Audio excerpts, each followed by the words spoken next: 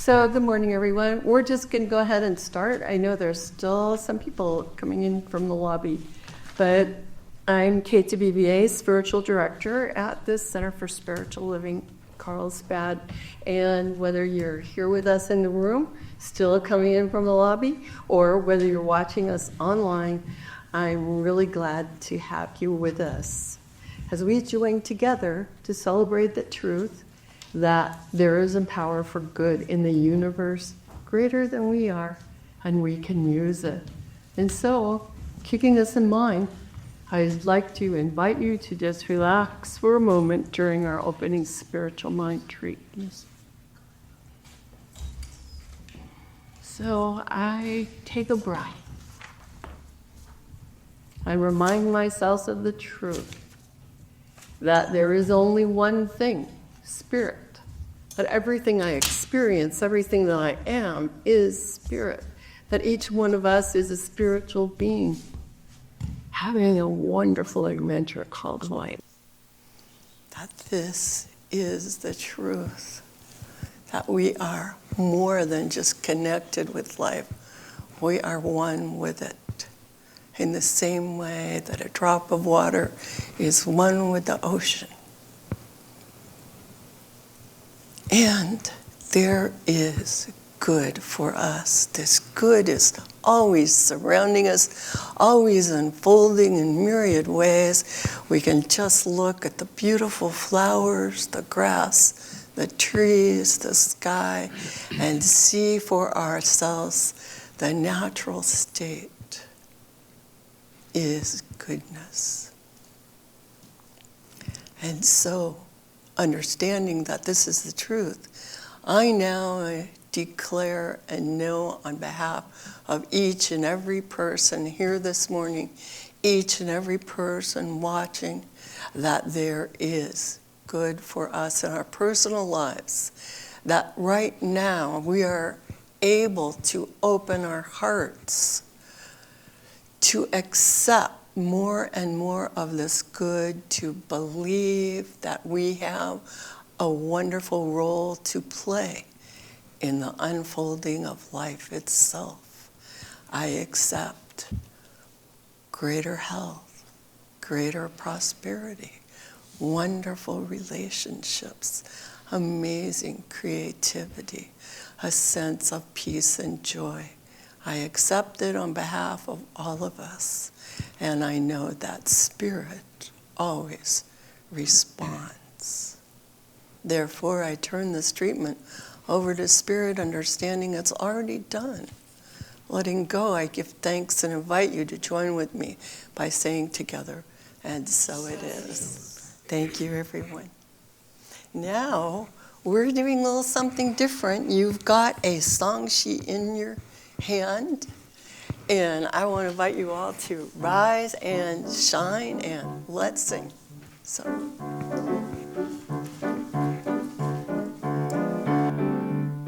I've got the joy, joy, joy, joy down in my heart.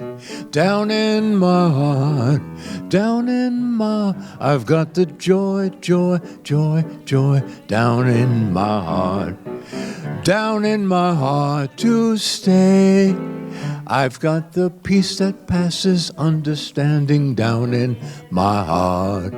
Down in my heart, down in my heart. I've got the peace that passes understanding down in my heart. Down in my heart to stay. I've got the life and love of God within me down in my heart. Down in my heart, down in my heart, I've got the life and love of God within me down in my heart. Down in my heart to stay. I've got the joy, joy, joy, joy down in my heart. Down in my heart, down in my heart, I've got the joy, joy, joy, joy down in my heart. Down in my heart to stay.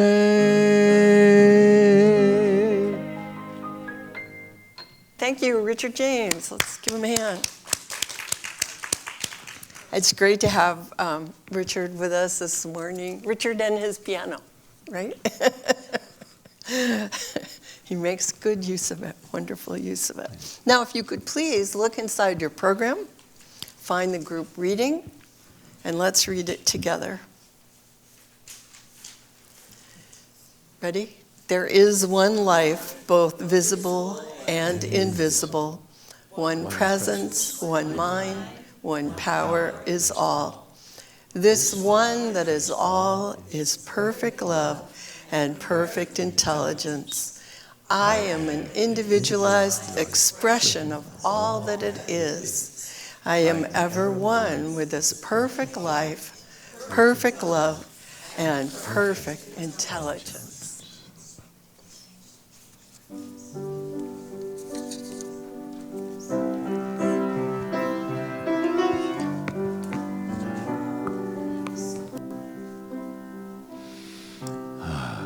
Imagine there's no heaven. It's easy if you try. No hell below us. Above us, only sky. Imagine all the people living for today. Imagine there's no countries.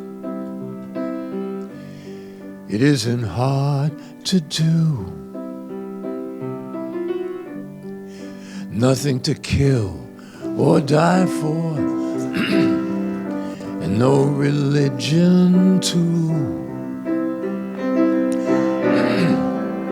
Imagine all the people living life in peace. You may say I'm a dreamer, but I'm not the only one. I hope someday you'll join us, and the world will live as one.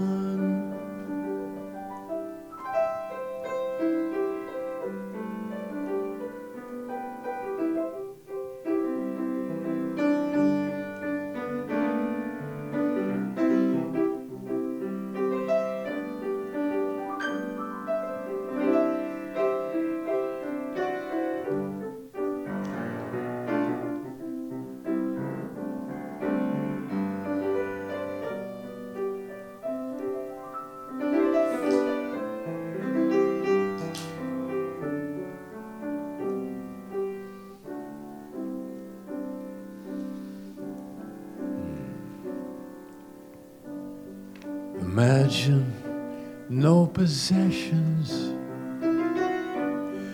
I wonder if you can. No need for greed or hunger. A brotherhood of man. Imagine all the people sharing all the world.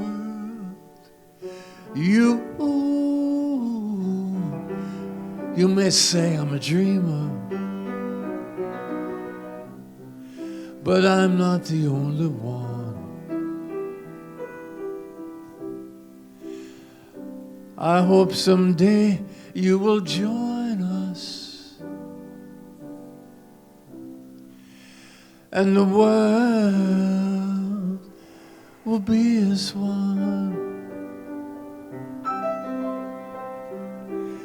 We'll be as one.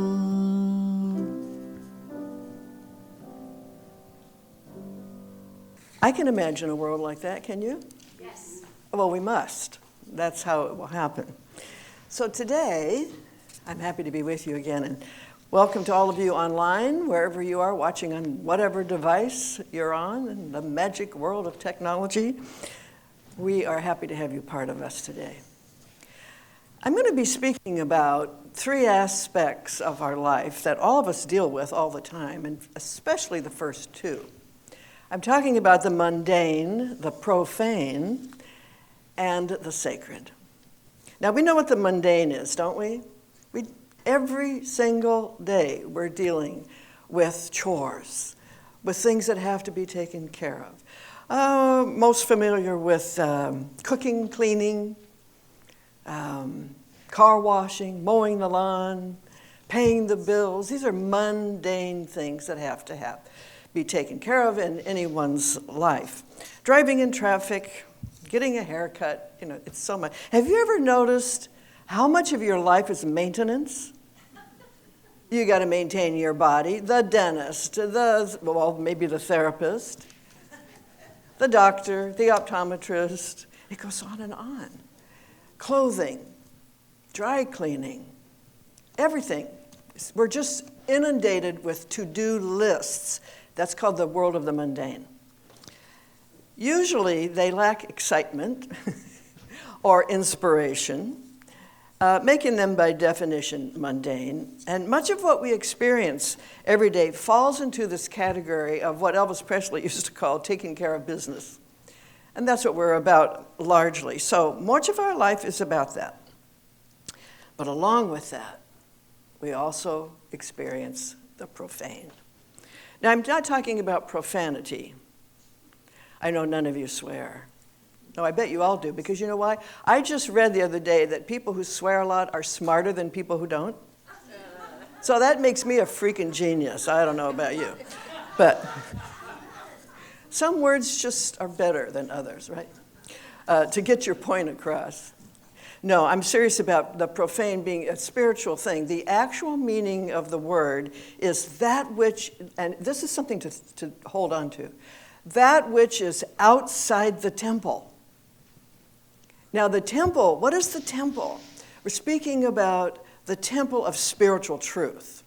That which is outside the temple is profane. And the temple would be the spiritual truth. Back in the old days of metaphysicians, they would say being profane would be you're off principle. And that means that we are describing our life as if we had little to do with it. And that we have forgotten for the moment that consciousness precedes form and experience. We have forgotten that there's one power being all life and that all of us have access to it and express it in our own unique way. So usually profane means we are pointing fingers away from ourselves. And it's called, of course, condemning and blaming and judging the world for our unhappiness. It's attributing cause to anything outside of the temple of our own spiritual beingness. This is important. Blaming, condemning, judging harshly, these are all outside the temple. I heard something this week that I found quite useful. And I think it was a therapist online who said, when you're faced with someone who's driving you nuts, or someone on the news that's really upsetting what they're doing, she said, try these 4 words. I assume intentions. And this is a very profound spiritual principle. Everybody is doing the best they can according to what they believe about themselves. Emma Curtis Hopkins said, everybody is saying the same thing. There's good for me and I ought to have it. But not everybody knows how to get it. Not everybody knows they generate it from within. Most people in the world think it's out there and they're going to get it somehow. They're going to grab it, they're going to fight for it, they're going to start a war for it. But they're doing the best they can. They have good intentions. Now, we don't say that for them, but for ourselves, to hold on to our center of peace, to hold on to our truth. It's important because we are all generating from within, and what we believe doesn't stay here. It really does ripple out into this field of subjective mind of which we are all one and all part of it. And so what we know to be true ripples through that field, and it's caught by those who have ears to hear. So outside of the temple is not the spiritual way to navigate life, but it's easy to do. These ideas of naming and blaming are profane because they arise not from inspiration, not from a kind of inner peace, but from desperation. People do terrible things when they're desperate, or in existential angst.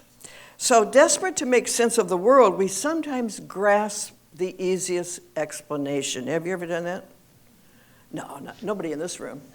Of course. Joseph Campbell said something really profound, and Joseph Campbell was the famous mythologist that Bill Moyers interviewed many decades ago. He said, "Life is wonderful, but it hurts." See, that's it. We are walking a very narrow path, and it's easy to fall off on one side and forget the other. Now, this side is the spiritual, the beliefs, what we know to be true, and then we're in the world where things hurt sometimes, the world of pleasure and pain, and sometimes it's very easy to fall off into that. And so this teaching, largely, is about having the tools to live in that world without falling victim to it, to live in that world, to see through the appearance. This is what the master teacher Jesus said. This is how you do it, is you judge righteously by seeing through the appearance to the being that's standing before you, to the spiritual light that's actually there, and to call it out. And the only way we call it out is in our own mind. It's not really important what they do. It's important how we see them or see the world. That's how real change comes, when we don't validate evil behavior, when we don't validate unthinking actions, but we stand firm and see through it as best we can. I'm not saying it's easy. You know, it's not easy being human. Kermit the Frog knew the truth. It ain't easy being green, and it's not easy being human. So it's tempting to make sense of the world by looking out there and saying, well, that's why, and they did, and those people, and then the past, my parents, and then it's always something else outside the temple. That's profane. Okay, but there is a higher way to live, and it's the sacred. The sacred is a higher perception. And this is where you can see the sacred in the mundane.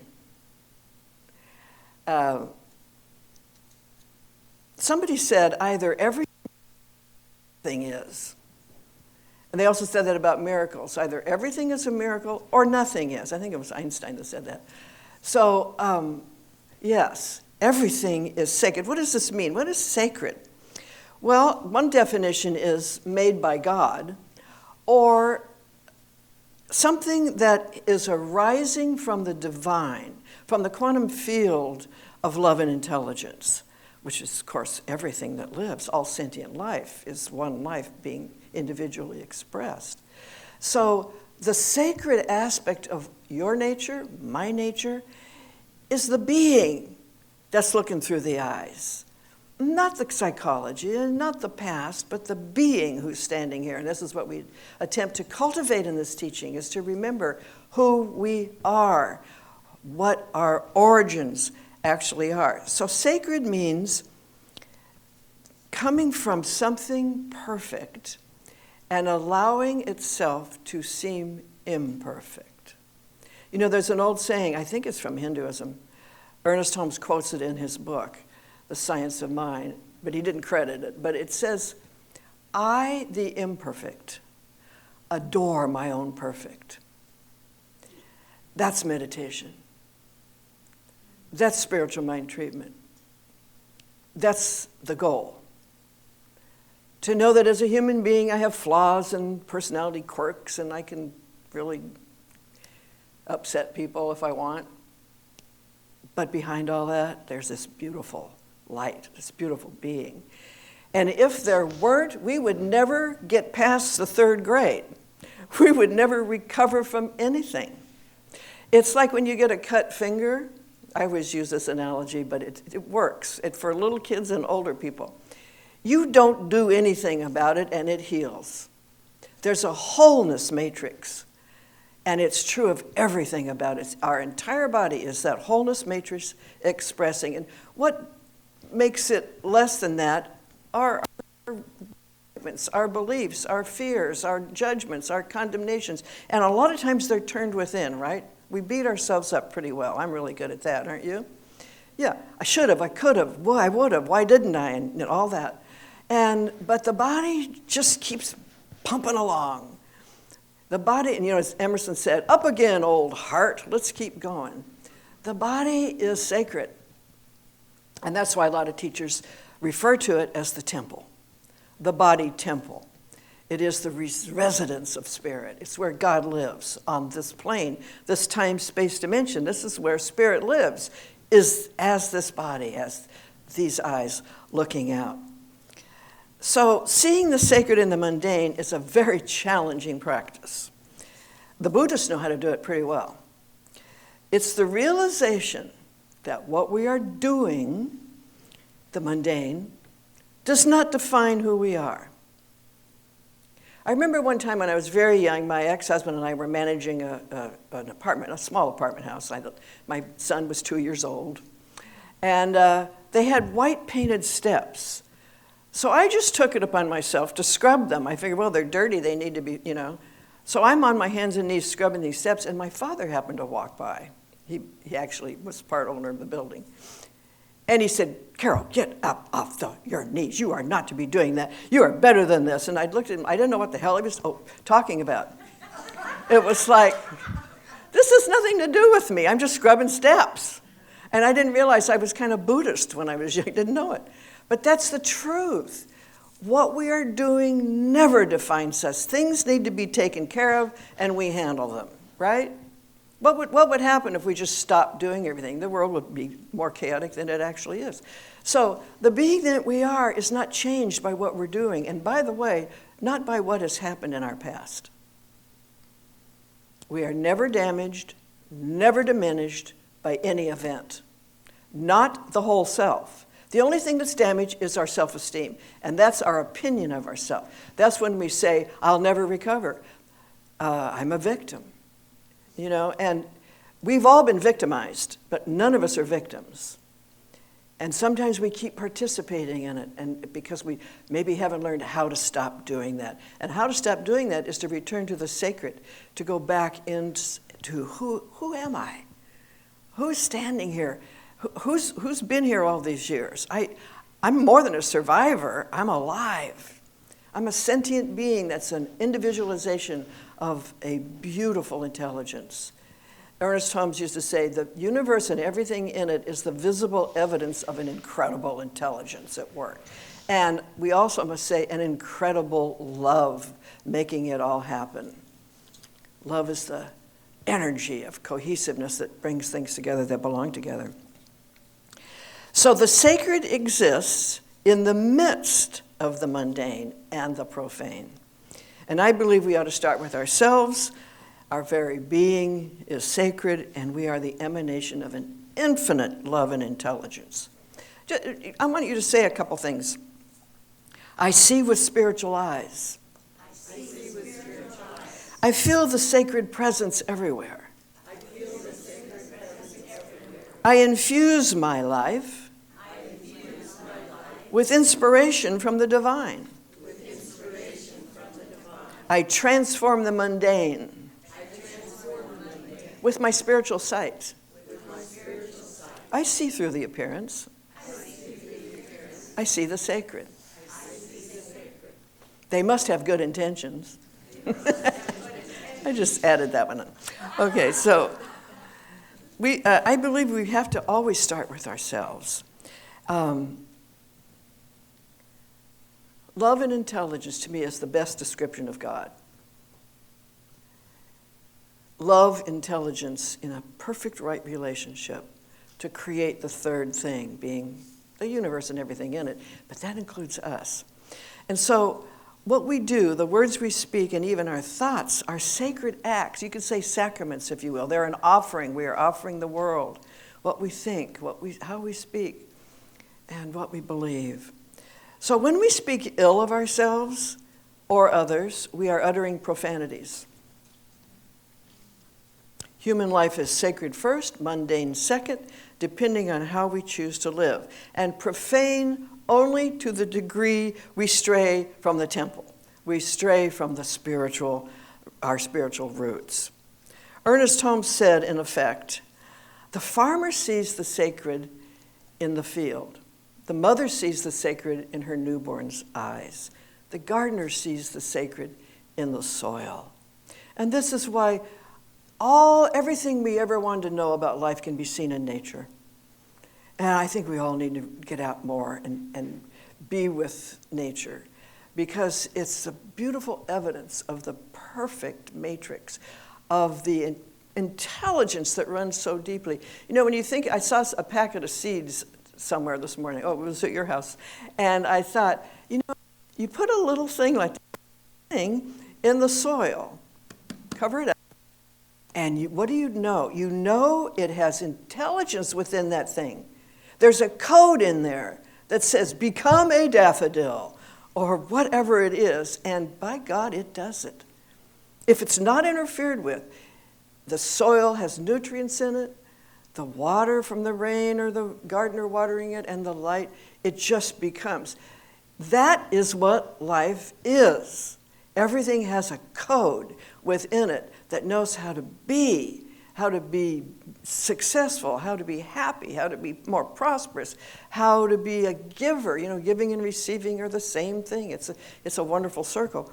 So we all have an inner code we could call the sacred aspect of our being, and it knows itself as us. The great I am personified as the I am that I name myself. So human life, it's a miracle. It's a sacred miracle. So this is basically the practice of New Thought, is seeing through the appearance, judging things righteously, taking back our own power by realizing everything starts as an idea. It's just like the song Richard sang, that old John Lennon and Yoko Ono song. She wrote the lyrics, you know. Did you know that? Yes. Yeah, she did. It's an idea. It says, imagine. Use your mind to imagine the world that we want to live in. We need to do that all the time. That's the practice. To see the mundane as a blessing, like, how lucky that I can drive this car. How lucky that I have enough money to put gas in it. How fortunate it is that I have good food to eat and that I can share, that I can support kids around the world, which I do. I hope you do too. No Kid Hungry is a great organization, by the way, to support. But we're so fortunate. We're so fortunate, and we must know the truth about people around the world who are not experiencing the level of fortune we are. We must not call them poor people. We must not say, well, they don't, you know, their culture. No, it's like, that's God too. That's the Spirit in that form, and we need to call it out in our own mind. We need to see everybody as an emanation of this infinite intelligence. So we cannot lump people into boxes. We're all God being human. We're all the divine. Okay, so to sum up, we are both spiritual and human. Let's say this out loud. I am spiritual and human. I am ethereal and physical. I am vibration and flesh. A lot of flesh at this time. Anyway, I am eternal and temporary. One is not more real than the other, but one is everlasting. And one is subject to time and space limitation. And so in this teaching, a part of it is to learn how to be in the time-space limitation and learn how you can transcend some of the effects of them. That we are greater than any effect, greater than any temporary bodily disturbance, which is nothing but a fluctuation in energy. It's another talk. But learning to bring a more spiritual perception to the limited realm is the practice we talk about in New Thought. and it is a sacred act.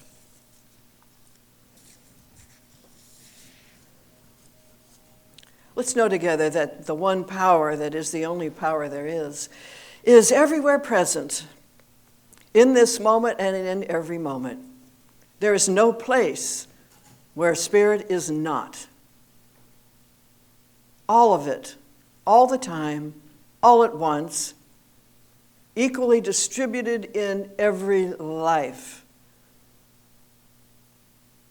And all of its qualities are ours to use, to express the love, the joy, the peace, the vitality, the supply.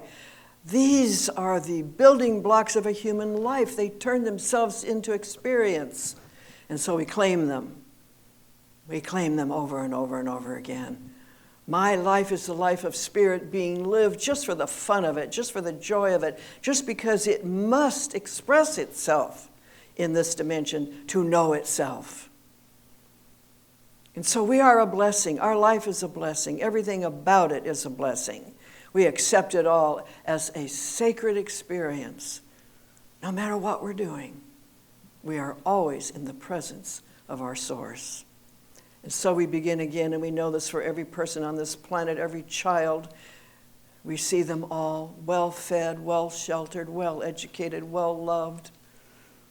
It is our nature to do so. We bring it about by imagining it. We let it be. Right now, we release these words knowing that they find their natural landing place, and they become external visions of themselves.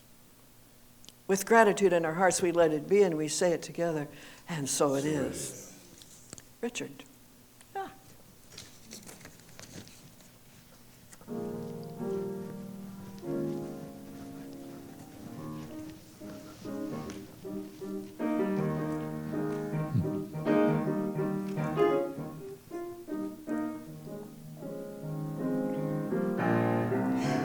Think of your fellow man, lend him a helping hand, put a little love in your heart. You see it's getting late, please don't hesitate, put a little love in your heart, and the world will be a better place, and the world will be a better place for you and me. Just you wait and see. Another day goes by and still the children cry. Put a little love in your heart. If you want the world to know we won't let hatred grow, put a little love in your heart, and the world will be a better place. Yes, that world will be a better place for you and me. Just you wait and see. Put a little love in your heart. Put a little love in your heart. Put a little love in your heart.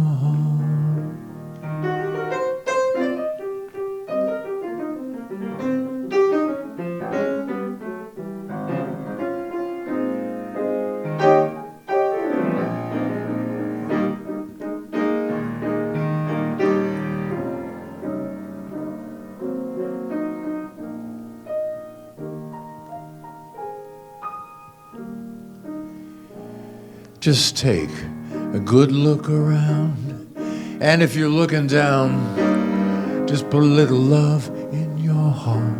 Very nice. I hope when you decide, kindness will be your guide. Put a little love in your heart.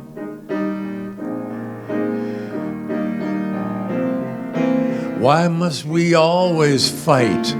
Two wrongs don't make a right. put a little love in your heart. If you show someone you care, happiness you can share, put a little love in your heart.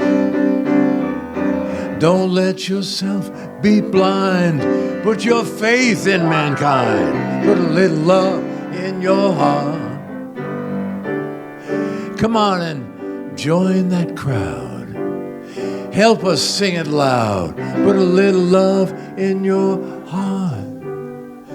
And the world will be a better place. The world will be a better place for you and me. Just you wait and see. Put a little love in your heart. Put a little love in your heart. Put a little love in your heart. He's really good.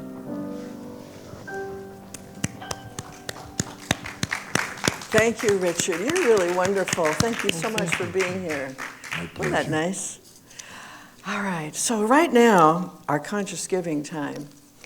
I just really want to emphasize that when we support anything with money or time or talent, it's a sacred act. And passing the plate, so to speak, is traditional in spiritual settings. But I want us to really feel the power of the moment. When you let go of something you've worked for, you let, just to share, just to support, that's a sacred act. And so I want you to know how grateful we all are for this. That we're a nonprofit and we work from the donations of PBS, people like you. And so we thank you in advance for your gifts. And so if the ushers will come up front, I think we have a kind of a new way of doing it with our seating. We're going to go right along and pass it. Start second row. I am so blessed. I am so blessed. I am so grateful. I am so blessed. So let's don't miss the moment. Let's say this together, our conscious giving affirmation. Divine love flowing through me blesses and multiplies all that I have, all that I am, and all that I give. I know this is so, and so it is. We're whispering about happy birthday because we know we've got cake, and we know we've got a couple of birthday people, because Morgan and I both have August birthdays. Anybody else have an August birthday? When is yours? August 30th. Oh. But yeah, so yeah. So let's go ahead and sing happy birthday to everybody. Happy birthday to you. Happy birthday to you. Happy birthday, everybody. Happy birthday to you.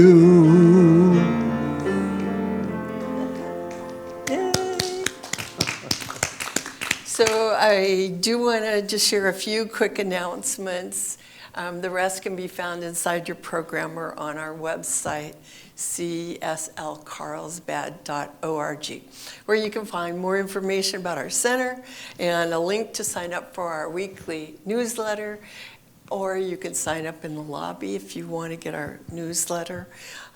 So everyone is invited to stay for fellowship today. Thank you to Dr. Maddie for bringing the cake. We're all set. And I also want to thank Odie for the flowers.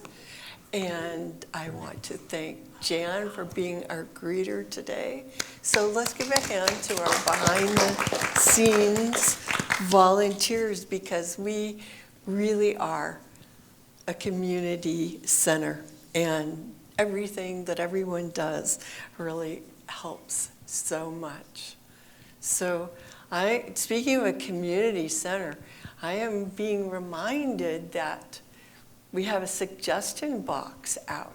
If anyone has any suggestions about what we're going to be talking to after fellowship, which is the follow-up on our tea party, and ideas for future events or anything else.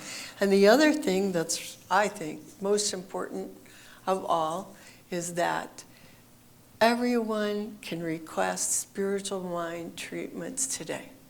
So today we have a box in the lobby. You can put in a written request for any condition that you would like to see changed. You can also contact us by email, and that information is on our website also.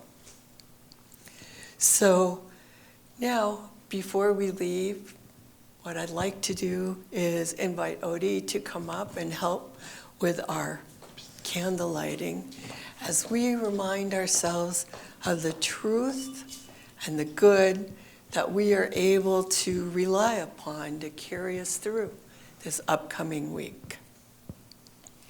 So first, we light a candle for life. Life is everywhere present, flowing through each and every one of us. There is only one life. That life is God's life. That life is our life now. So please affirm with me, I am life. We light a candle for love. The birth of love happens within each one of us every time we make room for the Christ consciousness in our hearts and recognize our unity.